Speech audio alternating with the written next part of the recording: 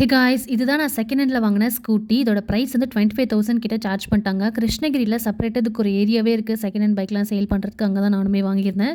லைட்டாக ஏமாற்றிட்டாங்கன்னு தான் நான் நினைக்கிறேன். வண்டி வீட்டுக்கு வந்ததுலேருந்து எப்படா இதை எடுத்து ஓட்டுவோன்னு சொல்லிட்டு ஒரே எக்ஸைட்மெண்ட். சின்ட்ரா சரி யாரும் கையிலே பிடிக்க முடியாதுன்ற மொமெண்ட்டை கிரியேட் பண்ணலான்னு பார்த்தா எங்கே விடுறாங்க. என்னால் வண்டியை ஃபஸ்ட்டு வீட்டிலேருந்து கீழே இறக்கவே முடியல. ஜெகதீஷும் நைட்டெல்லாம் கொஞ்சம் ஒர்க் பண்ணிவிட்டு லேட்டாக தான் தூங்கினார். அதனால் அவர் எந்திருக்கிற வரைக்கும் வெயிட் பண்ணிட்டு இருந்தேன்.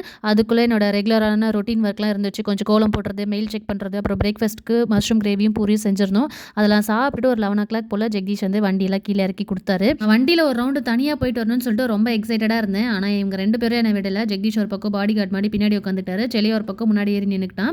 அப்புறம் இப்போ அடிக்கடி ஜெகதீஷ் ஆஃபீஸ் போயிட்டு வர மாதிரி இருக்குது. அதனால தான் நான் செகண்ட் ஹேண்ட் ஸ்கூட்டி வாங்கினேன். ஸோ டெம்பரரி யூஸ்க்காக தான் வாங்கியிருந்தேன். புது ஸ்கூட்டிலாம் 1,00,000 ருபீஸ்க்கு மேலே சொன்னாங்களோ அவ்வளோலாம் வர்த் இல்லை அப்படின்னு சொல்லிட்டு நான் செகண்ட் ஹேண்ட் ஸ்கூட்டியை வாங்கிக்கிட்டேன்.